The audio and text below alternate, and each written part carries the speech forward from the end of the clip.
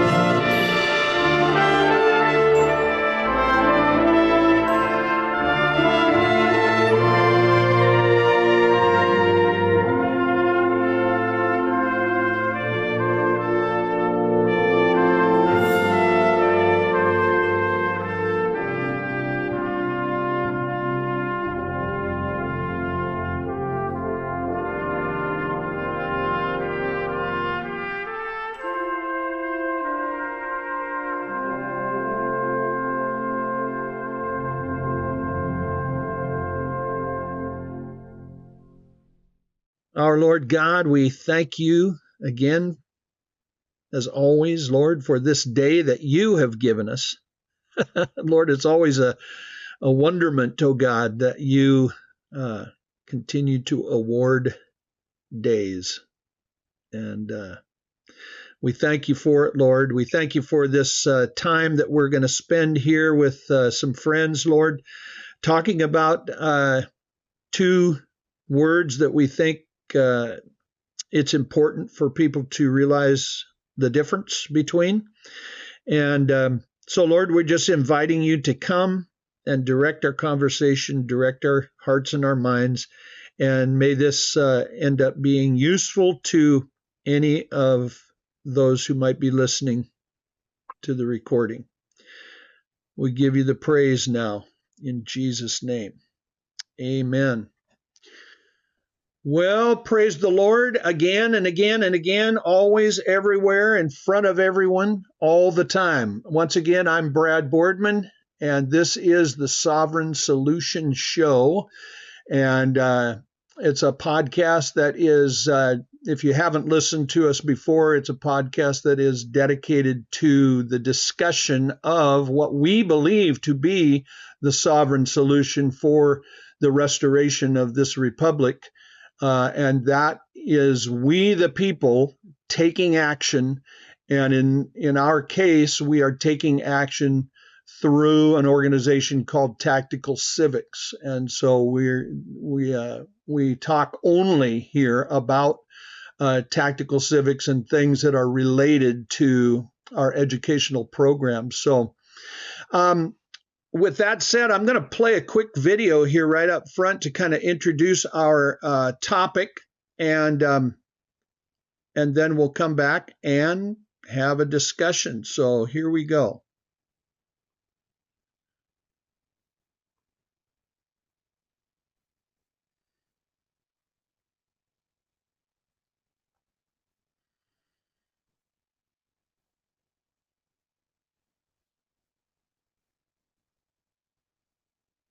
Well, because we have to define our concepts clearly. A democracy in the political meaning of the word, the original meaning, defining a specific political system, means a country governed by unlimited majority rule. A democracy is a form of government in which the majority has the right to vote on anything and to pass any laws they see fit, the sole standard of legality being a majority vote, that is counting of numbers. Democracy is incompatible with the Constitution because the principle there is that the sole standard of right or wrong in politics is a counting of noses, a majority rule. The best example of that system are the original city-states of Greece, where, if you remember, the majority had the right to vote a death sentence for a man if they disapproved of his ideas. And Socrates is the best example, most famous one, of what is wrong with the system of democracy. Socrates was condemned to death because the majority of the citizens found that his ideas were subversive to the use of Athens.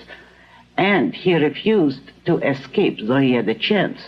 He declared that his fellow citizens were wrong in their decision, but they had the right to vote away his life, which is a ghastly example of the sanction of the victim and a perfect example of the nature of a democracy as a political system of government. Now, a republic, properly, is a system of government which is limited by the individual rights of man, which means that the majority may vote, but only in a strictly limited and defined political sphere, and that the individual rights of man are not subject to majority vote, nor to government legislation. All that the government can and should do in regard to rights is protect them, but government cannot infringe them. That is, in essence, the nature of a proper republic.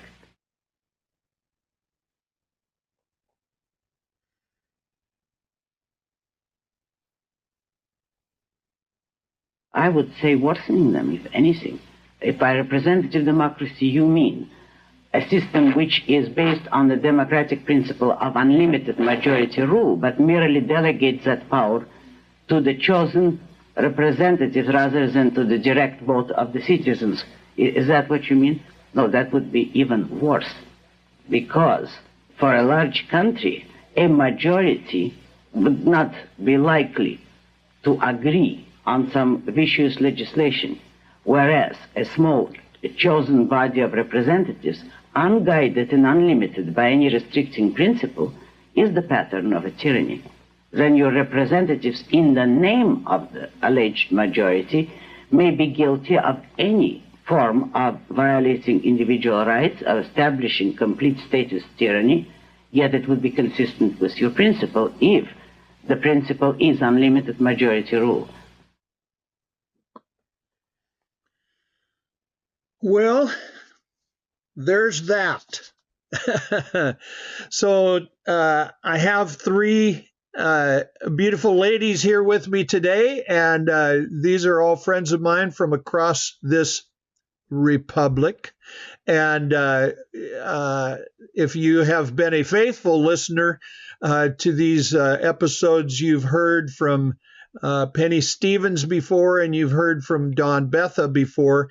Karen Uncle is new here to the Sovereign Solution podcast world, but we're going to have a discussion about this whole business of these two words, democracy, which is absolutely flung all over the place in this republic today, and our concern is that people in large part really don't know what that means.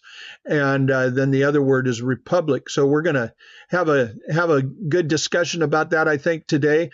But Penny, why don't you go ahead and introduce yourself to folks here first? You can, we got plenty of time. Take your liberty. Tell them as much or as little about yourself as you want. Penny is the Tactical Civics brand manager. Well, hello, everyone. Hey, Brad, thanks for having us. This is going to be fun. Um, I'm here in Lincoln, Nebraska, um, serving tactical civics, serving the King, The Jesus High King. Christ. Yeah. Yes. So, other than that, just full time tactical civics and also full time maintenance person here at living our home. living life. Yes, yes. But if Yeah, I was thinking about those words just earlier, words matter. yeah, yeah. And think about when we were growing up and the little jingle, sticks and stones may break your Right. bones, but words can never hurt you. Yeah, And it was till recently that I'm like, well, yeah, they can. yeah. If you That do that little know, jingle probably originated in the government school system, you know. Well, we'll get into that. That's a good point, Penny. We'll talk a little more about that. But Dawn, why don't you go ahead and introduce yourself? Okay, I'm Dawn Betha. I'm in Isabella County, Michigan, right in the middle of the mitten. Most people know the mitten when you talk about it, and I'm Looking at right, the map, yeah. right. Yeah, we're pretty recognizable. And I've been in tactical civics for about a year and a half, and um, I have two children and two grandchildren, and I do tactical civics full time as well as a lot of gardening. It's we're in Tis the season.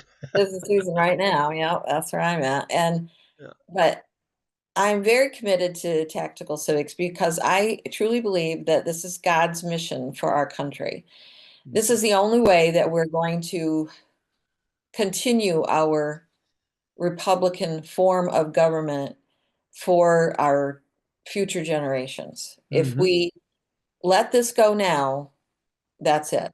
Yep. God has already given us over to our stupidity, Mm-hmm. and um, and I don't count myself among those stupid anymore. I finally woke up, Yeah. and I just believe that we've got to stand up and start uh, taking back our responsibility and our duty to our country. Mm-hmm. And the only way to do that is in your local government. You must start there. If you cannot work in your own community, then where can you make a difference? Because I'm certainly not going to run off to Washington, D.C. and deal with those sewer rats. Right. Right. That's it. Even if you could, Yeah, even if I could. even if you could, it wouldn't be effective. Yeah. And I So can that's be why we're effective doing what we're here. doing.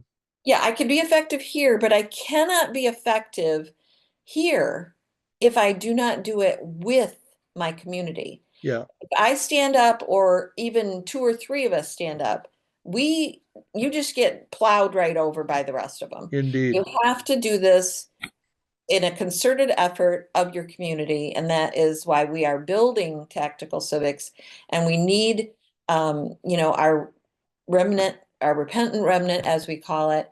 And it's only 0.5% of your county. It's not that many people, but finding those few people is like finding a needle in a Yeah. haystack. We're turning over stones every day, Constantly, all the every time, day, every day. looking for them. Yeah. Yeah. Yeah. So that's my thing, is that, That's for you sure. just have to keep being persistent and keep looking. So. Yeah. Yeah. Yeah. Well, wonderful. Well, Karen, Uncle, tell us a little bit about yourself, please. I live in Frederick, Maryland. I'm county coordinator, as you mentioned. And I joined Tactical Civics a year and a half ago, September 23, and never looked back. I have not regretted it one bit. The hardest part for me when I joined was the unlearning. Yeah. It's like my mind was going to explode because there was just so many lies that were told. Yeah. And it impressed me because not only is the true history there, but the backup, Mm-hmm. the research Mm-hmm. that was done to prove that that Yep. is the correct history is there. Right. All the source material is there and available. And I had concerns that when I joined that, because David Zuniga writes all the material and everything, that it would be like everything else. It's all about him. Yeah. It is not about him at all. Yeah. Not at all. I mean, all the leaders are out here with us working just like we are. Yeah. We all got our sleeves rolled up and we're working together in force. And that's what we And how long did you say? How long ago did you join? Did you say, Karen? September 23. 23. September Okay. 30th, Yeah. 23. Okay. So, Well, so all three of us we basically joined about the same time, just a couple of months. Yeah, Yeah. I'm September. Mine September 21st, I believe is the day. It's no wonder I recall this bright light that began to shine from different parts of the Republic when you three came in. I just last month celebrated my 4th anniversary, and I tell you, it has just been amazing and significant, the changes that we've seen in the last 4 years, obviously in terms of membership growth, but also just in terms of kind of the skill levels of being able to articulate, the mission, and people are just coming right along, and it's really a fun thing. And of course, as we all say all the time, we're offering these human efforts of ours, meager as they may be or meager as they may feel, to the High King, who says that nothing is impossible with him. And so guess whose team I want to be on. Right? So, and before we go any further, I'm gonna encourage at least one of you guys toward the end to remind me, because we definitely don't want to forget your Shine the Light meeting, and we want to kind of give people some how-to on that. But that was one of the reasons that I happened to invite these 3 ladies to the episode today, because they are indeed a team, and they've been working on some new efforts, and I'll let them talk to you about that a little bit more later. But they're calling it Shine the Light, and so I wanted to be sure to give them opportunity to let you folks know how to take advantage of that, because whereas here we are on a recorded podcast where it's just the 3 of us who get to interact, if you avail yourselves of this Shine the Light effort that they're undertaking, you'll be able to actually come to their meetings live and talk about things like this conversation that we're having today, which again is about these 2 words, democracy and republic. Democracy and republic.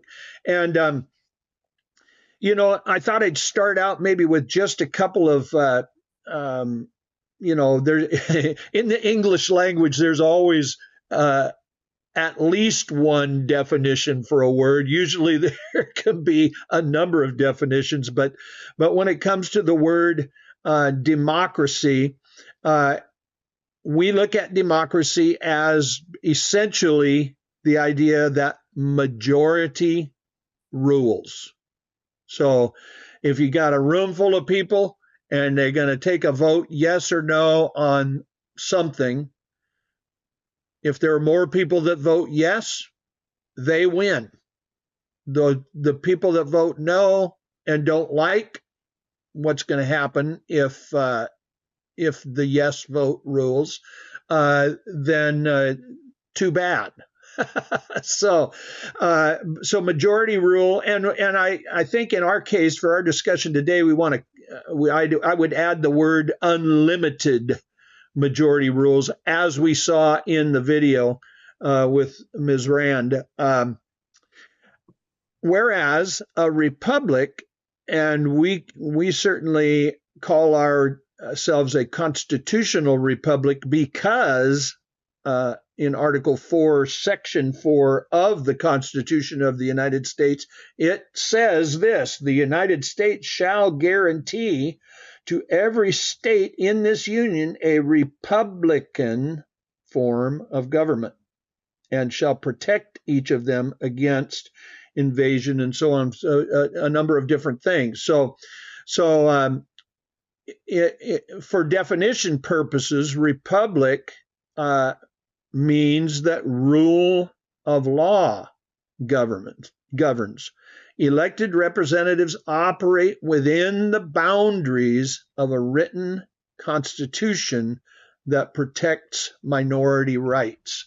So that's a good beginning point. And so we say all the time here in Tactical Civics that the Constitution of the United States is indeed, and always has been since the inception of this republic, the highest human law in the country. Okay, it was indeed that Constitution that set this republic in order, and nothing has changed from that, even though many people have, for a number of reasons, ignored that. And so in this day and age, today, many people are just not even aware of this. So that was kind of a long-winded introduction, but do you guys have some initial thoughts about maybe what you experience out there as you're dealing with people? Have you indeed found that most people think that we're a democracy, or at least they use that word pretty freely? Absolutely. And I think even more so now because of all the election integrity business going on everywhere, that even though our vote does matter, we must follow the rule of law. And we can't just have mob rule. Yep. I mean, there's been several instances throughout the decades. Mob rule. We don't want to go. Right. Well, after a bit, we'll talk about a few examples of that. So hopefully make that idea come alive to people who are listening here. How about you, Karen? Have you found it to be the case with the word democracy? Oh, yeah. Yeah. People actually believe that we are a democracy. And when I ask them, well, what is the difference between a democracy and a Republican form of government? They can't tell me. They do not. Yeah. So then the antennas go up, oh, you don't know? So how do you know we're a democracy then? The news. Yeah. Ooh, and there's a scary news. thought. Turn it off. How about you, Don? What I'm imagining you probably have experienced the same observation. Well, when you say we have a constitutional republic, you get that blank stare, and they're looking at you like, I have no clue what you just said, and because they don't know what it is, they don't understand it, and just like Karen says, they don't really understand what a democracy is either. They have been programmed that we are a democracy because that's been shoved down our throats for the last 100 years, practically. Right. I mean, it's just like that video that was going around during the whole pandemic hoax that of the Mockingbird media. It's a threat to our democracy. It's a threat to our democracy. And I still think of that comedian, Jim Brewer, when he's flapping his arms like a chicken. It's a threat to our democracy. Just cracks me up. And because they're all saying it, all of the newscasters everywhere. I mean, they just fill the whole screen with it. So if you're told over and over and over and over again that we are a democracy, that's what you're going to believe. Yeah, especially if you don't know enough to contest that idea. Yeah. Well, and unfortunately, they have not taught the Constitution in our schools probably in 100 years. Right. I mean, people will go, "Oh no, I took civics." And I'll say, okay, what'd you learn? And most of them can't remember much, I can't. And Yeah. I was a good student. I Yeah. know I got a good grade in that class. I just have no idea what they talked about. Suffice it to say, it was not a master class on the Constitution. No, not like the kinds of classes that we take, Yeah. through tactical civics, where we're, studying when we literally study the Declaration of Independence and the Constitution, and we tear it apart and Right. talk about each article, each amendment, everything. That is the only way for us to really understand the difference. Yeah. Truly. And of course, let's be quick to say, uh, you know, we do know that there are quite a goodly number out there of um, it, programs and organizations that teach the Constitution. We call those tactical civics. We call them Constitution appreciation courses. And hey, that is an excellent place to start to know what the Constitution says. But we say so often, because this really is our mission here, why in the world would you want to spend all the time and energy and effort and maybe even expense on learning the Constitution up one side and down the other if you don't have any intention of enforcing it? And that's what the mission is here, because we believe in order to restore the republic, we the people, all of us together, must enforce the Constitution. In other words, what do we mean by that? We mean cause our elected servants to operate strictly within the bounds of the Constitution. And that, in case, listener, you didn't know, is not happening today. The elected servants do precisely what they feel like doing. And they may give lip service. In fact, they'll throw in, oh, well, it's constitutional, as if they've ever read the Constitution. But at any rate, here, right before I get back to you guys, let me read this. We were kind of chuckling about it together earlier. Here is maybe a definition, but kind of an analogy. This has apparently been attributed to Benjamin Franklin, but we don't think it was. It was probably attributed to others. Don, you can feel free to talk about that if you want. But democracy is two wolves and a lamb voting on what to have for lunch. There's a visual for you. Picture that. Two wolves and a lamb voting on what to have for lunch. Liberty is a well-armed lamb contesting the vote.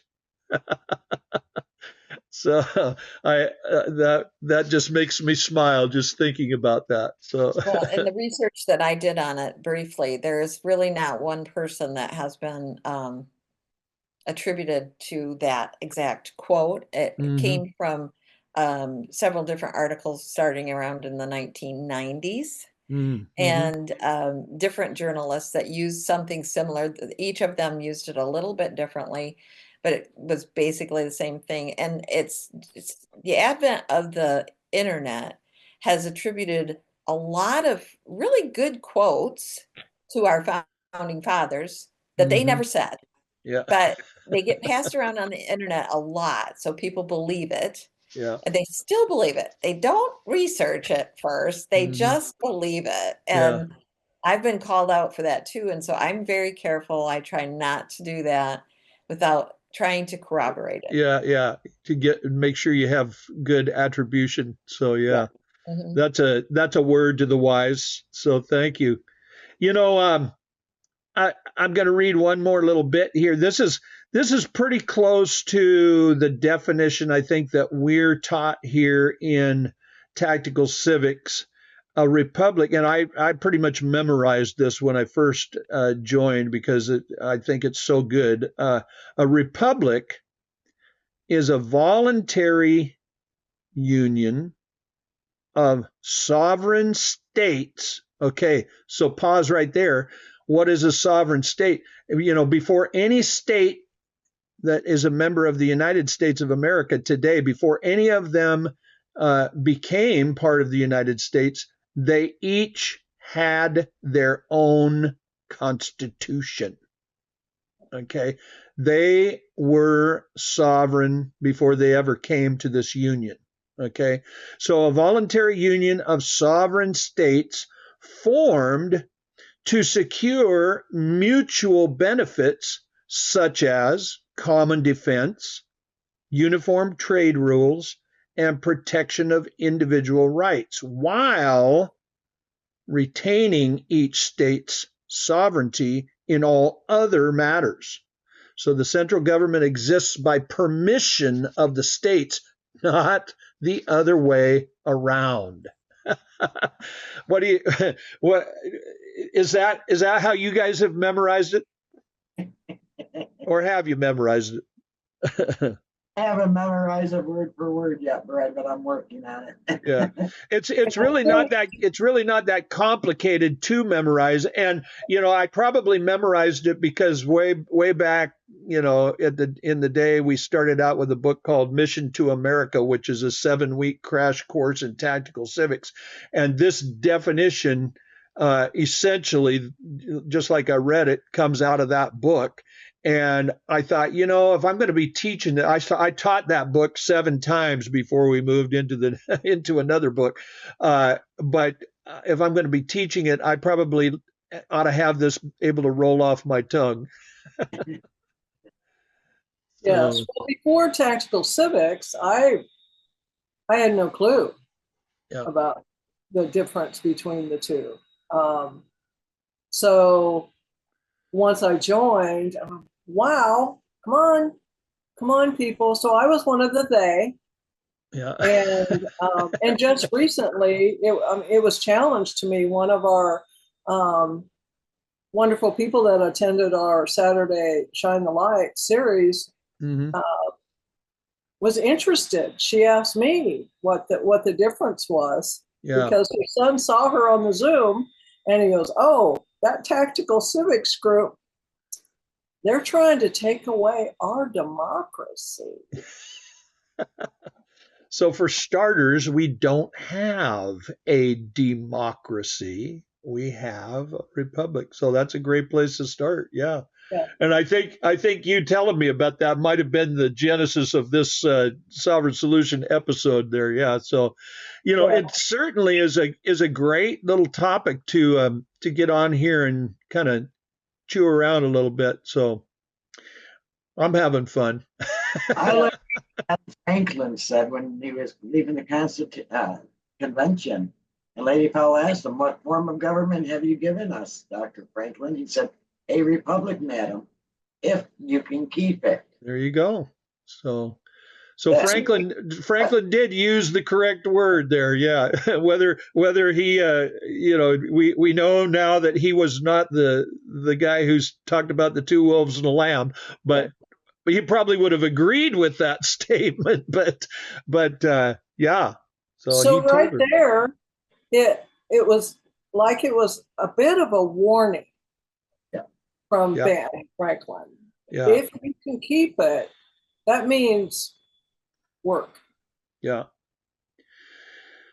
Well, let's take a look here. I love when we're having a discussion or we're having some sort of a training or a teaching. I always have been one to appreciate examples. So we can cite a few examples, historical examples of the mutual benefits that a republic brings. And we can also cite historical examples of what here in my notes here, it says majority rule disasters or mobocracy in action. So right there, you could just stop, mobocracy. There's a nicely invented word, but it definitely, I think, brings to mind, some pretty effective visuals.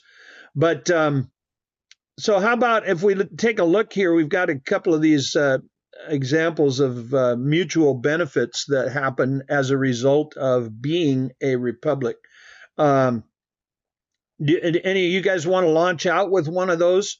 Um, and we could maybe thrash it around a little bit. Unless you don't have them in front of you. I've got them in front of me, so. Yeah, the common defense, joint military effort during the Revolutionary War. Okay. Modern defense infrastructure. I mean, yeah. So it's not only talking about what happened historically, during the Revolutionary War, but what we have today. And there's a key word, isn't it? A defense structure. Much of what passes for and is talked about today as defense of the United States isn't really that. And that's probably another podcast episode, but meaning that, the Constitution also tells us essentially to mind our own business and keep our nose out of other people's entanglements, other countries' entanglements. And, but the United States certainly has a history of getting our oar into other people's, mucky water. And but certainly a common defense of the states within this union. Would you say that's a key benefit? Absolutely. How about uniform commerce? So Constitution fixed state by state tariff chaos. They had lots of nonsense going on back there prior to the Constitution. And you could kind of, I think you could probably put yourself in some of those people's shoes, and each state maybe had a certain way of doing it. We see that across the republic today. You go from state to state, and still every state has its own little isms. It has its own particular ways of doing things and so forth. And that's fine, as long as these key areas are submitted to under the umbrella of the Constitution. But well, when the founding fathers were figuring out what form of government, they started out with the Articles of Confederation. That wasn't right. covering things well enough. And so when they got together, they actually they had a lot of examples of different governments. Like, of course, the Roman Empire was, the most successful Attempt. republic as at a point, and it became corrupt, evolved into an oligarchy. But it goes back into the Greeks. These guys were so well educated, and I thought this was a really interesting point that our Aristotle made. And he said masculine republics, and I just love that he called it masculine, give way to feminine democracies, and feminine democracies give way to tyranny. And I thought, gee, we're kind of right there. I'm not sure I should even jump into that. I just thought that was a really, this might be really a good time good, for me to just be quiet. I just was like, wow, because if you do not maintain your oversight, if you get too comfortable in the part, republics have a tendency to grow to a point, and then they get really successful, and everybody is making lots of money, and everybody has everything, and then they get lazy, and they don't keep maintaining their vigilance There you over go. That boy, what a great word! What a great word that is. Vigilance, huh? Yes, yeah. And if you don't keep involved and oversight, superintending, watching what these public servants are doing, well, then they get to do what they want to do. And that's what they've been doing in our country for decades now. Yeah. And Do you suppose that's what Benjamin Franklin was talking about? yes, exactly. Yeah. I'm pretty confident that's what he was talking about. Yes. If you, meaning, he's talking to Lady Powell, but like Karen said, if you can keep it, I think he was talking to we the people at that point. Yes, And I've exactly. often, at that point, I've said this quite a few times, but wouldn't it have been, you could almost close your eyes and think back to that little conversation between the two of them, and Benjamin Franklin saying, "Well, we've given you a republic if you can keep it." And step right over here, and we have this line for Republic Keeping 101. Wouldn't that have been maybe a jump start, so people would understand, now I would say most people in that day probably did understand pretty closely what he was talking about. They knew they were going to have to keep an eye on these elected servants. But and I do believe that our country did do that quite a bit in the beginning. right, I've about been 70 years. yeah. I've been reading the People's Panel again, and I got into the section on slavery and then on Civil War and Reconstruction. Yeah, And what really struck me when I was reading, because these are examples of what grand juries were doing during that time period, right. the issues that they were dealing with. And it was the involvement of the general public in overseeing all of Yeah, this. yeah, That was what really struck me. Was I was like, these are just ordinary people all getting together and fixing all of these issues that they've got with each yeah, other. yeah, It wasn't, it didn't quote a bunch of representatives or senators or who the president was or any of that stuff.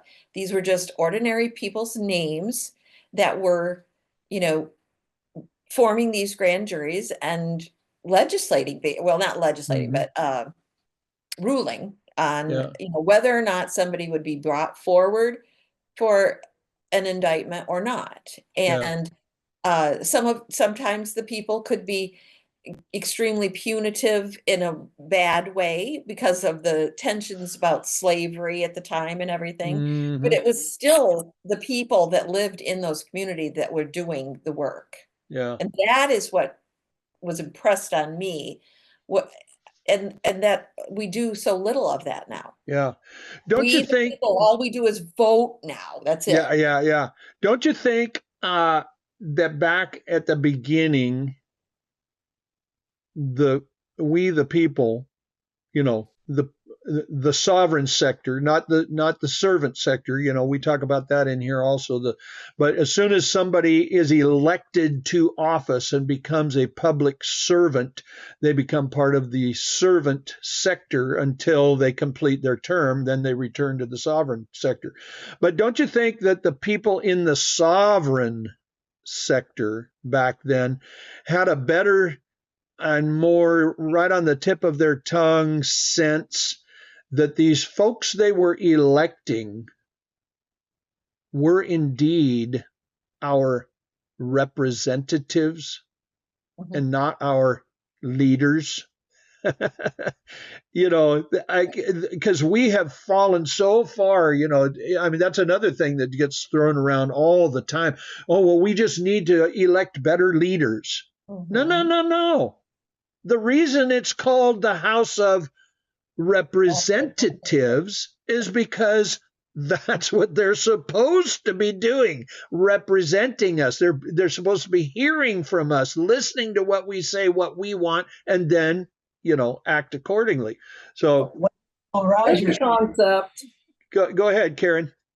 what did Will Rogers say? We want the best man to run. He just never does. Yeah. Yeah. Indeed. Well, here another. How about another couple of mutual benefits here? The area of foreign affairs and Republican government guarantees Constitution prohibits monarchy or mob rule within any state. So those in my mind, those would be certainly beneficial to the republic, to we the Absolutely. people. Yeah. If we were actually there. I feel Yeah. like because of executive orders, we've been run more like a monarchy for the last Well, 20 years. exactly. And that's another reason for tactical civics. Yeah, exactly. Yeah. When we finally get to the place where grand juries are stood up in a lot of counties, then we can begin policing that. You Mhm. know, if our representative, keep in mind every single senator, every single representative back there in D.C., and this goes for the state legislatures also. Every single one of them live in a county. So when they come back every so often to their county, if we had grand jury available to us, we could say, "Hey, guess what?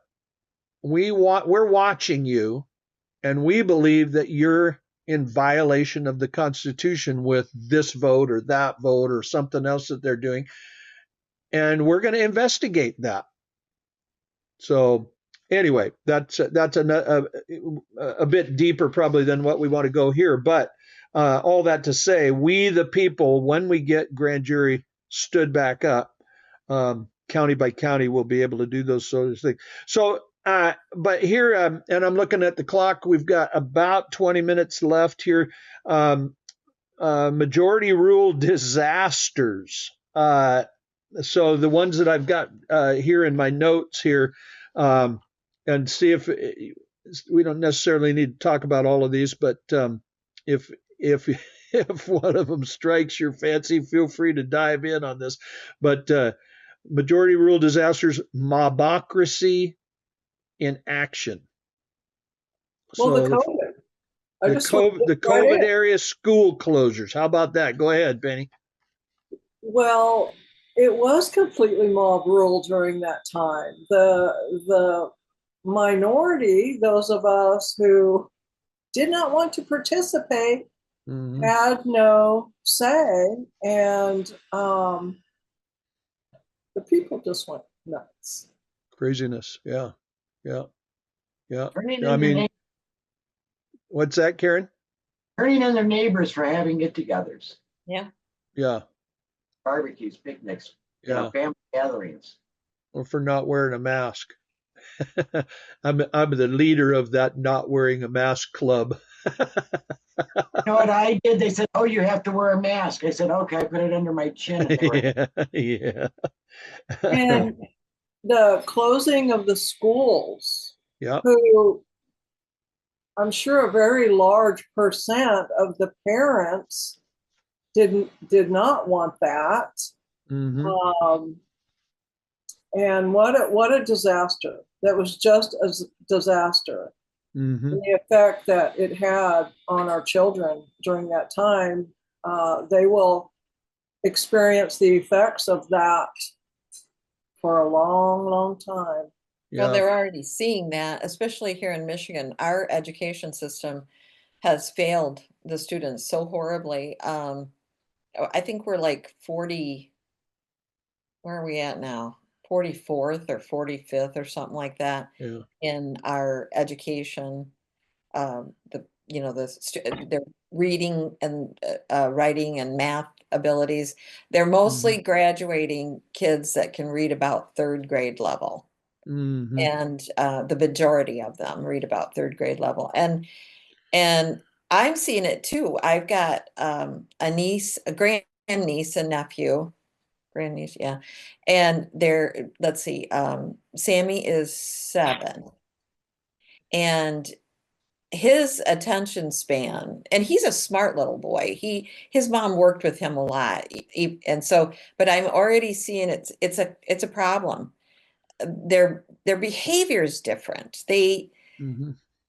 And I don't know if that's screen time, lack of, I Yeah. don't, How it could be a probably lot of varying factors. Sure. Yeah, I think there's just a lot of different issues. My granddaughter, luckily, is in a charter school that's excellent, but when you talk about the public schools, I look at the public schools around here, and I've talked to some children in my community, and they are, I don't know what they're teaching because they don't know anything. Yeah. Well, it's just a disaster. It's just a disaster. Yeah. Yeah. How about the? I'm not hearing this term as much today, but just a few years ago, we were hearing this whole cancel culture uh, term, where reputations destroyed by hashtag outrage, trial by mob, no due process. Uh, you know, yeah, That was me. They did yeah, that to me. they did that to you. Oh, big Didn't time. you say, Don, that you were involved with the Republican Party at the time? And Oh yeah, but they weren't the first ones. I was yeah, yeah, involved with a women's group that okay, man did they turn on me fast. And yeah, I had no idea how many of them were that I don't know what the word for it is, left leaning, yeah, yeah, uh, liberal, whatever. And yeah, oh my gosh, my conservative views and the things that I said, they just attacked. And yeah, that was it. I was out 25 years down the road, yeah. you're Wow, gone. wow. So Karen, Gary, ever have any real time experiences with that uh, in your situation, Karen? oh me, oh, it's scary going out here right now Yeah, because I'm right here between Camp David and Fort Detrick, just outside yeah, of Washington. yeah, yeah, yeah, I, it- for the other day, it was like I had my tactical civic shirt on, right? yeah, yeah. I was covering it, and it's the first time I did it because they were in there, and the way they were talking about Trump bashing him, doing that. I'm Mm-hmm. not the only one in there going, oh. I mean, it was like, that was the first time I actually felt like I might be in some type of danger. Yeah. mm, Wow. Wow. Like Wow.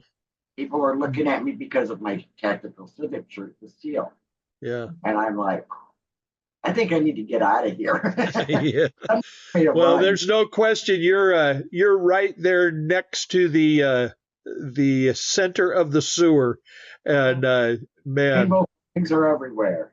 They yeah, keep them year round. They're just everywhere. right, yeah, I do feel though, and because this is a weird situation with this there's a video that's been going around, this young woman who used a racial slur against a boy in a park. And mm, she, of course, was immediately attacked because he tried to steal something from her or something. Anyway, mm-hmm. she's using this racial slur. So normally that would mean that people would just pile on and attack and ruin her life, dox her. She'd lose her job, she'd lose her home, she'd lose everything, right? Well, people are fighting back now. They're Yeah, like, we're tired of this. yeah, We're tired yeah, of this. Yes, she's a horrible person. I'm going to use the term trailer trash because that's what she looked like. And she's a horrible person for using that racial slur. yeah. However, we're tired of people their lives being ruined for one Indeed, moment. indeed, Yeah. indeed. So Well, it's again, I'm watching the clock here a little bit, and I think just for anybody who's listening to this, I think there's certainly much more that could be said and talked about this the difference between democracy and a republic, but this is maybe wet your whistle a little bit, whet your appetite for being involved in a discussion. And this is where I want to kind of segue a little bit to the new endeavor that this team here of three has going on. This thing that they're calling "Shine the Light," and I don't know who wants to talk about it. You want all three, or have you got a spokesman or what that can tell people a little bit about what is available? Well, I'll talk about it.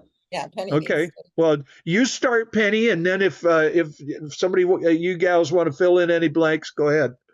All right. So all individuals are invited every Saturday morning on our Zoom channel and that is being held at 9:30 a.m. Eastern. You can jump on over there. You can go to www.stlsseries.com. So that stands for Shine the Light Saturday series.com. And come on over.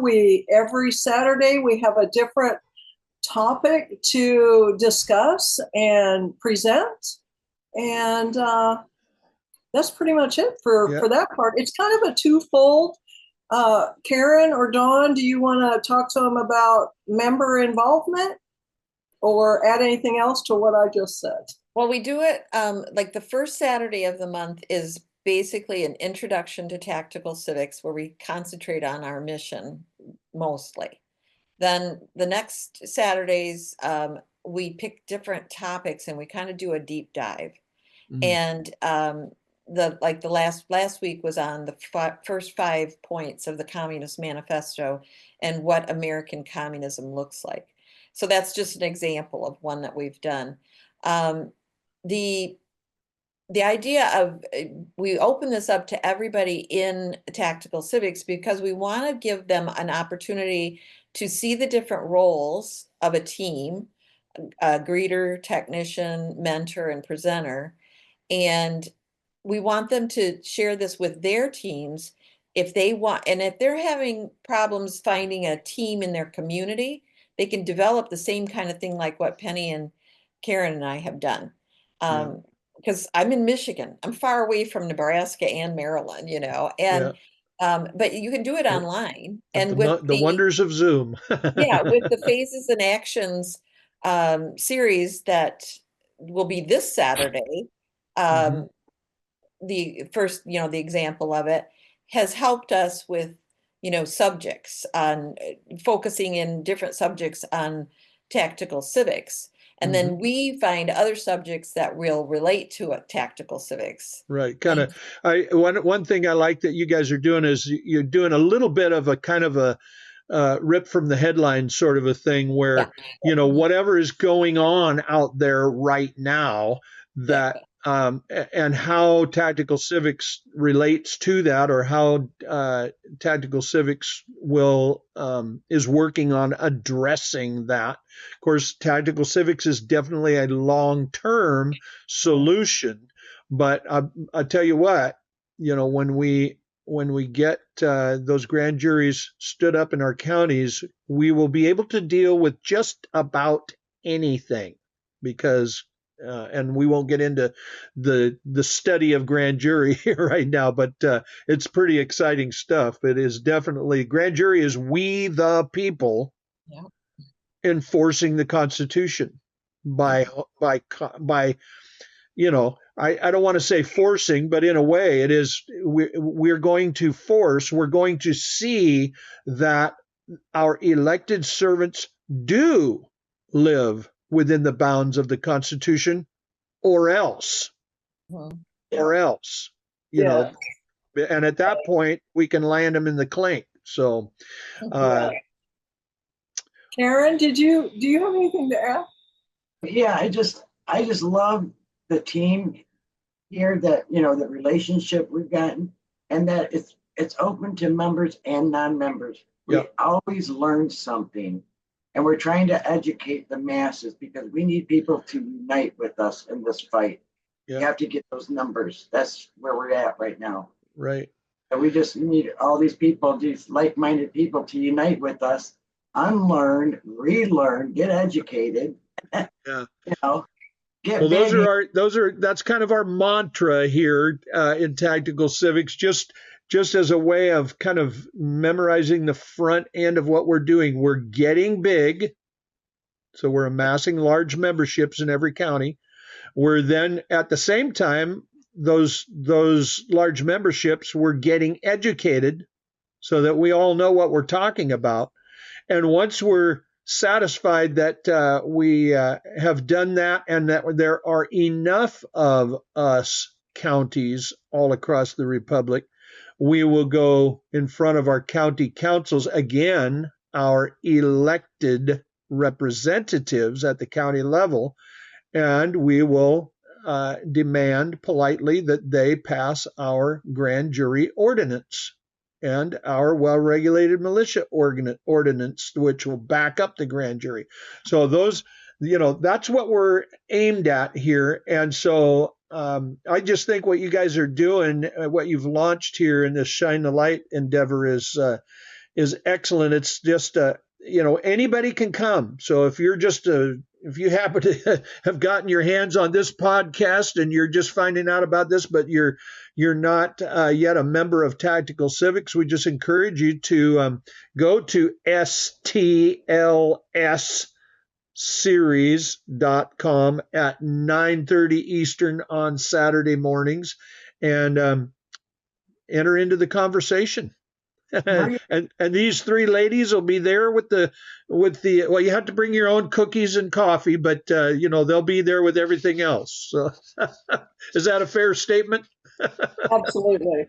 If I could bake for everybody, I would, but I can't. So yeah. you can watch me eat mine, I guess. Yeah. Well, we love that. So well, listen, thank you guys for coming. I think we're going to be concluded here, and it's always fun to get in a room with you guys and talk about pertinent issues. And certainly the democracy versus republic is well worth discussing. So I appreciate you guys taking the time to be here with me today, and we'll go ahead and turn you loose. Well, thank you for inviting us, Brad, and Karen and Dawn. Thanks for being here as well. This has been fun. Thanks. Yeah, absolutely. Well, you guys have a great evening. And with that, we will go ahead and wrap up this episode of The Sovereign Solution. Again, it's a little bit of a play on words. If you've listened to our episodes before, the word sovereign, if you use an uppercase S, we're referring to the High King of Heaven, because he certainly is the sovereign solution to all of America's ills. But if you use a lowercase s on the word sovereign, we are speaking of we the people all together. We are the sovereign over this republic that we set in order. So until next time, may the Lord bless you.